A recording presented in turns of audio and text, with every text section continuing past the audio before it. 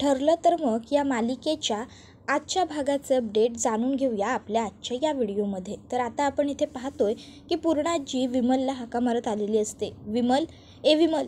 त्याबरोबर आता लगेचच इकडे मैनावती येते आणि ती सांगायला लागते की अहो पूर्णाई, विमलताई घरात नाही आहेत. नाही म्हणजे मगाशीच कुठेतरी बाहेर गेल्या आहेत त्या.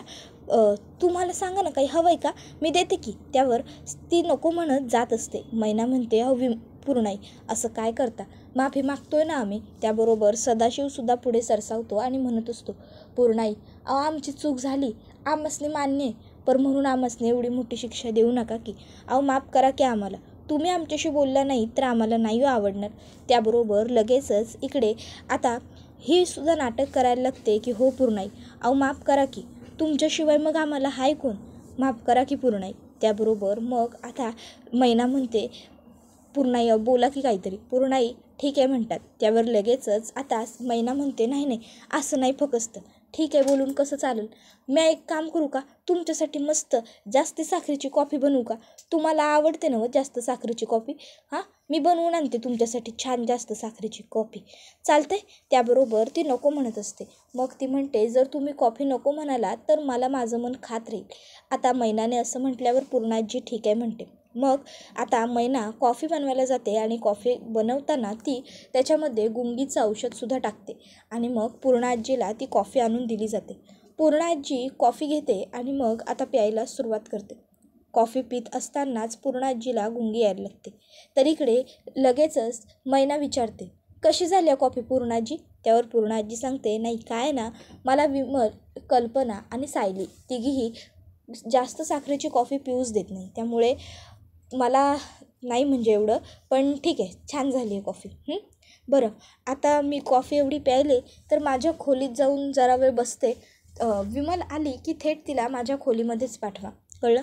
त्याबरोबर लगेचच आता इकडे मैना म्हणते चालते, विमलताई आलं ना की आम्ही सांगतो त्यांना तुमच्या खोलीत यायला. हां, ठेवा तो कॉफीचा. मग आता कॉफी मग ठेवून पूर्णाजी उठतच असते, पण पूर्णाजीला उठायलाच काही जमत नसतं, कारण आता पूर्णाजीला पूर्णपणे चक्कर वाटत असतं. मग याच गोष्टीचा फायदा आता लगेचच इकडे मैना घेते. मैना म्हणते काय पूर्णाई, चक्कर येते का, त्रास होतोय का, द्या मला हात द्या, मी घेऊन जाते तुम्हाला खोलीपर्यंत, द्या. आणि मग ती आता पूर्णाजीचा हात पकडते आणि पूर्णाजीला अलगद उठवते आणि म्हणते चला मी आहे ना तुमच्याबरोबर, तुम्हाला कशाला काळजी करायची गरज आहे, चला. आणि मग आता ती घेऊन जायला लागते पूर्णाजीला. तर सदाशिव म्हणत असतो सांभाळून घेऊन जा, सांभाळून. मग आता पूर्णाजीला खोलीमध्ये आणल्याच्या नंतर पूर्णाजीला आता ते लोक बेडवरती झोपवतात आणि मग आता मैना ही मुद्दामून पूर्णाजींच्या समोर टाळ्या वाजवून दाखवते आणि बघत असते की यांना आवाज येतोय का, यांना काही होतंय का. पण आता पूर्णाजीला खोलीत आणल्यावरही पूर्णाजीला काहीच आवाज येत नसतो. मैना विचारत असते पूर्णाई, ओ पूर्णाई, आवाज येतोय का, आवाज, पूर्णाई, कॉफी कशी होती पूर्णाई. पण पूर्णाई काही बोलत नसते. सदाशिव म्हणतो झोपली का. त्याबरोबर मैना म्हणते वय झोपली, या तुम्ही आत. मग सदाशिव आतमध्ये येतो आणि मग आता सदाशिव आणि मैना हे दोघंजणं काम करायला सुरुवात करतात. काळे कपडे घालून चोरी करायलाच त्यांनी सुरुवात केल्यावर इकडे मैना म्हणत असते बापरे तिजोरी, उघडा किती तिजोरी आणि काढा की त्यातनं पैसे. मग आता सदाशिव हा पटकन तिजोरी उघडतो आणि आता तिजोरीतनं पैसे, दागिने सगळं काढायला सुरुवात करतो. मैना म्हणत असते ती चांदीची भांडी पण घ्या की. मग सदाशिव चांदीची भांडीसुद्धा घेत असतो. आता इकडे घरामध्ये पूर्णाजी एकटीच असल्याचा या दोघांनी मस्त फायदा उचललेला असतो. आता पूर्णाजी तर गाढ झोपली गेलेली असते, तिला तर काही माहीत नसतं. सदाशिव आणि मैना पूर्णाजीची संपूर्ण खोली लुटत असतात. आता इथे ते दोघंजणं चोऱ्या करत असताना इकडे लगेचच मैना पुन्हा तपासते पूर्णाजी झोपून तर राहिली आहे ना. मग तिला कळतं की हो पूर्णाजी झोपली आहे. मग पुन्हा ते दोघंजणं चोरी करायला सुरुवात करतात. आता त्यांच्याकडे गाठोडी बांधायला काही नसतं, मग त्या पूर्णाजींच्या साडीचे गाठोडे बनवतात आणि मग ते आता घेऊन चाललेले असतात. गादीखाली, ड्रॉवरमध्ये, दुसऱ्या कपाटांमध्ये सगळीकडे अगदी ते लोक शोधत असतात कुठे काय आहे. आणि मग अशा पद्धतीने एवढी चोरी करून झाल्याच्या नंतरही त्यांचं पोट भरलेलं नसतं, त्यांना आणखीन काहीतरी पाहिजेच असतं. आणखीनसुद्धा ते चोरी करण्याचा प्रयत्न करतच असतात. एवढी चोरी करत असतात की शेवटी त्यांना ती गाठोडी उचलायला त्रास होईल असं वाटतं. त्यानंतर मग सदाशिव म्हणायला लागतो, मैने आता एकदा का काम आटपलं की गपचूप इकडनं लगेच सटकायचं काय. तर इकडे सायली अर्जुन हे घरी आलेले असतात. तर त्यांच्याच मागोमाग आता कल्पना आणि अस्मितासुद्धा आलेले असतात. आता सायली म्हणते, तुम्ही एवढ्या लवकर आलात कल्पना आई आणि अस्मिताई. त्याबरोबर आता सायलीला लगेचच कल्पना म्हणते, हो अगं म्हणजे बोलत होत्या अस्मिताच्या सासूबाई बसा बसा. त्यावर अस्मिता म्हणते, अगं डॅडना फॅक्टरीत जायचं होतं ना, म्हणून मग आम्हा लोकांना निघावं लागलं. बाय द वे मधुभाऊंची तब्येत कशी आहे. त्याबरोबर आता सायली काही बोलणार इतक्यात अर्जुनच म्हणतो, ठीक आहे आता व्यवस्थित आहेत ते, चला आपण आतमध्ये जाऊन बसून बोलूया. मग आता लगेचच इकडे सगळेजण आतमध्ये यायला लागतात. आतमध्ये आल्यावर इकडे आता विमलसुद्धा भाजी घेऊन त्यांच्याबरोबरच घरामध्ये येते. मग विमल किचनमध्ये जाऊन भाजीपाला ठेवते आणि बाहेर येते. तर अस्मिता ही लगेचच म्हणायला लागते, माझ्या सासूबाई रागवल्या आहेत मम्मा पूर्णाजीवर. नाही म्हणजे ती आली नाही आहे ना त्यांना भेटायला म्हणून. आता पूर्णाजी मी तिला सांगणार आहे की माझ्या सासूबाई माझ्या सासरचे रागवतात म्हणून तुझ्यावर, कारण तू येत नाहीस त्यांच्याकडे. त्याबरोबर आता कल्पना लगेचच म्हणते, हो तुला बोलायचं आहे ते बोल तू पूर्णाजींबरोबर, पण आता नको, आता त्या झोपल्या आहेत का नाही, नंतर त्या उठल्या त्यांच्या खोलीतून बाहेर आल्या की मग बोल. त्यावर लगेचच आता सायली म्हणते, ठीक आहे मग आपण आता जेवणाची तयारी करायला घेऊ. त्यावर कल्पना म्हणते, तू दमून आली आहेस राहू दे, मी आणि विमल बघतो. त्याबरोबर प्रिया म्हणते, बरं झालं बघ अश्विन आपण बाहेरूनच जेवून आलो ते, नाहीतर आपल्याला आत्ताही किचन मिळालं नसतं. तर कल्पना पटकन तिला टोमणा मारत म्हणते, मगापासून किचन रिकामच होतं तन्वी, तेव्हा जर तू घरी असतीस तर तुझं स्वयंपाक बनवून झाला असता. त्यावर अश्विन म्हणतो, पुरे झालं, मला रोज रोज तेच तेच भांडण तेच तेच वाद नको आहेत प्लीज. मग आता लगेचच अर्जुन म्हणायला लागतो की बाय द वे पूर्णाजी खोलीतून आली नाही, मे बी झोपली असेल. इतक्यात आता ह्या लोकांना घरामध्ये कोणीतरी आलं आहे अशी चाहूल लागलेली असते. मग आता ते लोक तिकडनं पळत असताना त्यांच्या हातातनं एक मोठं शोपीस पडतं. आता शोपीस पडल्यावर बघतात पूर्णाजी जागी झाली आहे का, पण पूर्णाजी जागी झालेली नसते, ती तशीच गाढ झोपलेली असते. मग लगेचच मैना सदाशिवला खुणवते, अहो बघताय काय, उचला ना ते.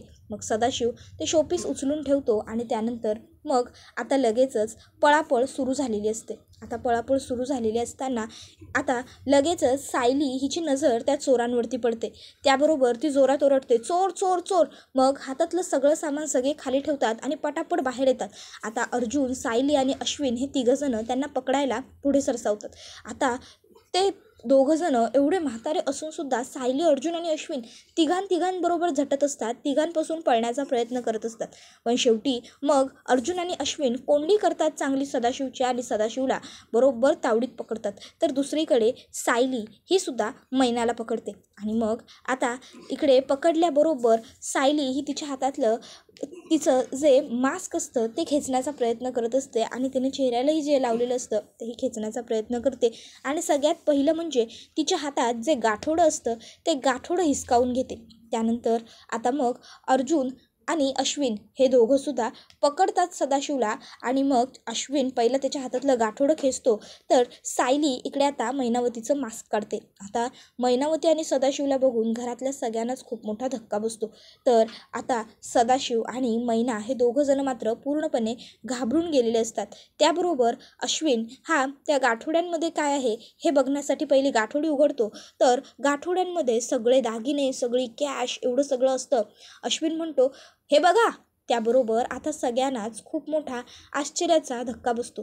इकडे लगेचच कल्पना म्हणते, अरे काय हे सगळं, तुम्हाला लाज नाही वाटली का स्वतःच्याच मुलीच्या सासरी मुलीच्या घरात हे अशी चोरी करताना, का म्हणून केलं ते सगळं. त्याबरोबर मग सायली म्हणायला लागते की अहो आई बाबा कसे वागतात ना असं, मला खरंच लाज वाटते या दोघांची.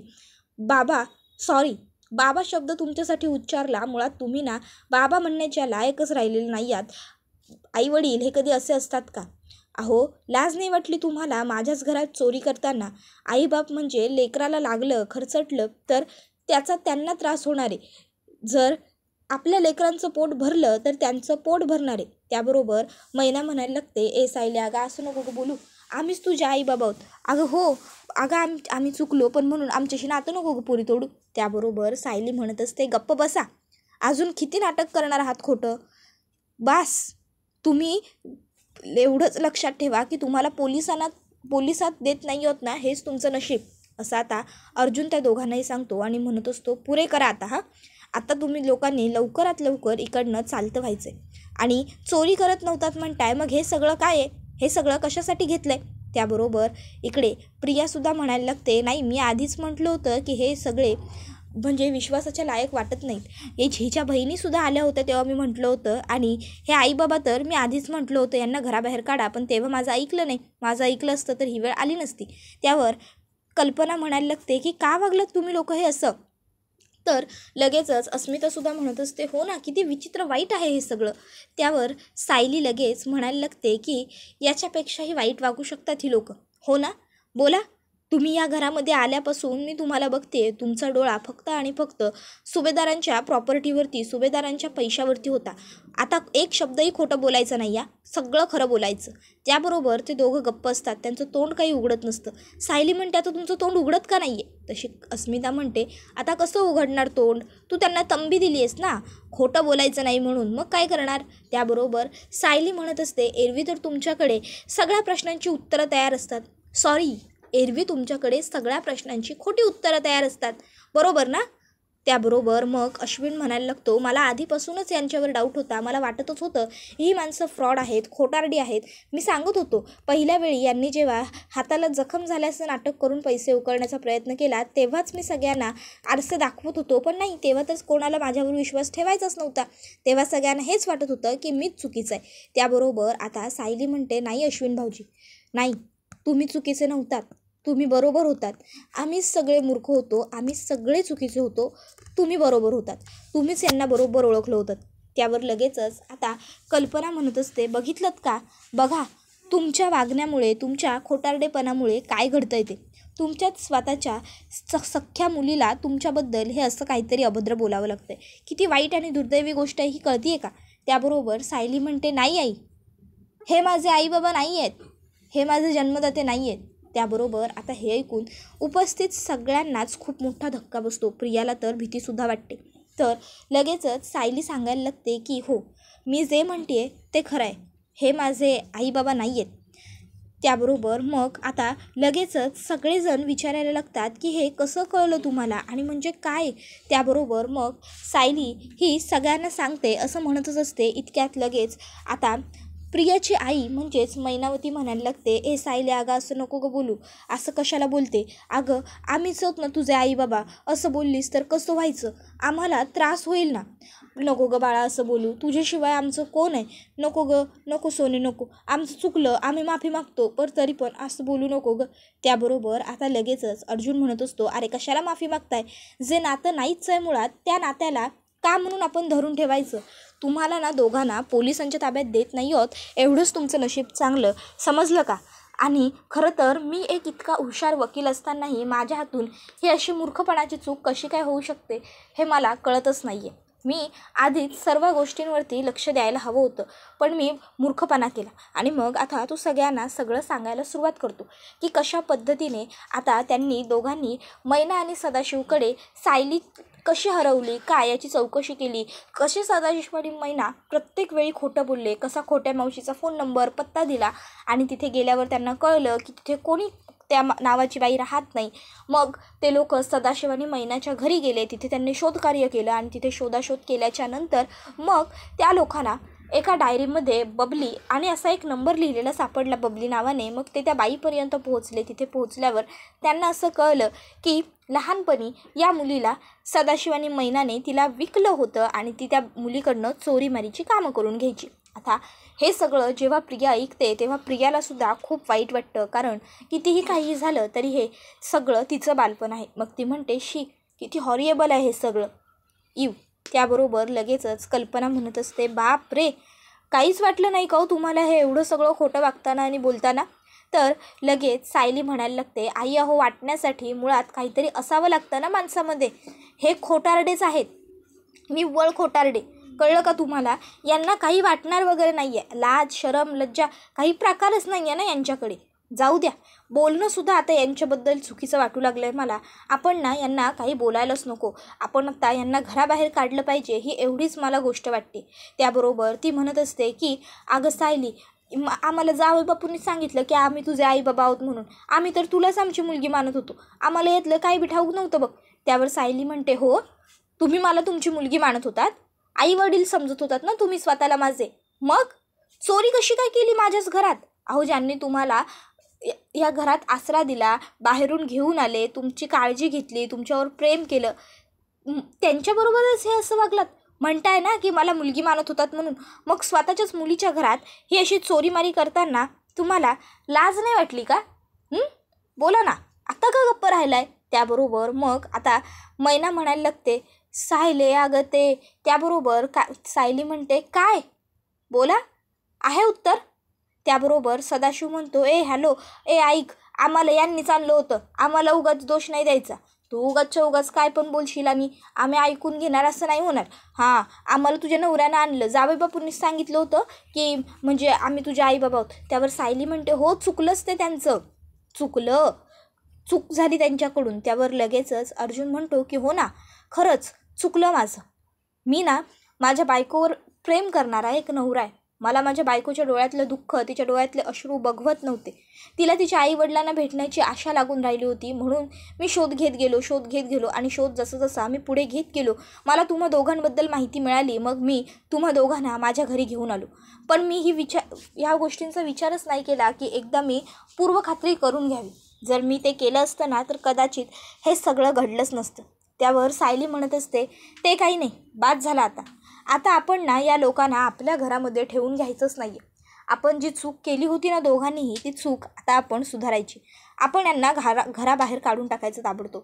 त्यावर लगेचच इकडे दोघंही म्हणायला लागतात की नाही, नको आम्हाला घराबाहेर नका काढू, हवं तर आम्ही पाया पडतो, माफी मागतो, एकमेकांची शपथ घेऊन सांगतो की आम्ही पुन्हा असं वागणार नाही, पण प्लीज घराबाहेर काढू नका. अर्जुन हा लगेचच आता सदाशिवला पकडतो, तर सायली मैनाच्या हातातलं जे गाठोडं असतं ते अश्विनच्या हातामध्ये देते आणि अश्विनला म्हणते, भाऊजी हे पकडा, चला. आणि मग आता खेचत ते लोक त्या दोघांना बाहेर घेऊन जातात आणि मग सायली दोघांनाही घराच्या बाहेर ढकलून देते आणि मग म्हणायला लागते, एक गोष्ट लक्षात ठेवा, पुन्हा जर माझ्या घराच्या दिशेने तोंड जरी करून झोपलात ना तरीही गाठ माझ्याशी आहे, माझ्या घराकडे पुन्हा वाकड्या नजरेने बघायची हिंमतही करायची नाही या, बास समजलं ना, निघा इकडनं, चालते व्हा. असं म्हणत ती त्यांच्या हातावरती ते ग्लोव्ज फेकते आणि त्यांना तिकडनं पळवून लावते. त्यानंतर मग आता सायली म्हणते, निघताय ना? तर कल्पना म्हणते, नशीब पूर्णाई हे सगळं बघायला नव्हत्या. सायली म्हणते, एवढा गोंगाट झाला, मग पूर्णाई कशा काय नाही आल्या? मग आता सगळे पूर्णाजीच्या खोलीत धावत येतात, पूर्णाजी बेशुद्ध असते. त्यानंतर अर्जुन सायली त्यांच्या रूममध्ये आल्यावर सायली म्हणत असते, त्यांची इतकी हिंमत की त्यांनी चोरीमारी तर केलीच आणि पूर्णाजींना बेशुद्धसुद्धा केलं. ते बोलत होते ना की मी माझ्या मुलीकडे जातोय, मला तर वाटतं की तीसुद्धा त्यांची एक थापच होती. त्यावर अर्जुन सायलीकडे येतो आणि तिला सांगतो की तुला बरोबर वाटते बायको, तीसुद्धा त्या दोघांनी मारलेली एक थापच होती, कुठे गेले नव्हते ते, तुरुंगात होते. त्याबरोबर हे ऐकून सायलीला खूप मोठा आश्चर्याचा धक्काच बसतो. त्याबरोबर हा व्हिडिओ इथेच संपतो. व्हिडिओ आवडला असेल तर व्हिडिओला लाईक करा, चॅनलवर नवीन असाल तर चॅनलला सबस्क्राईब करा आणि बेल आयकॉन आठवणीने प्रेस करा, जेणेकरून तुम्हाला पुढच्या प्रत्येक व्हिडिओचं नोटिफिकेशन मिळत जाईल आणि सर्व व्हिडिओंचा आनंद हा अगदी उत्तम पद्धतीने घेता येईल. चला तर मग मित्रांनो, आजच्या पुरतं इथेच थांबूया. पुढचा व्हिडिओ येईपर्यंत या व्हिडिओचा छान पद्धतीने आनंद घेत राहा. टाटा, बाय बाय, धन्यवाद, take care all of you.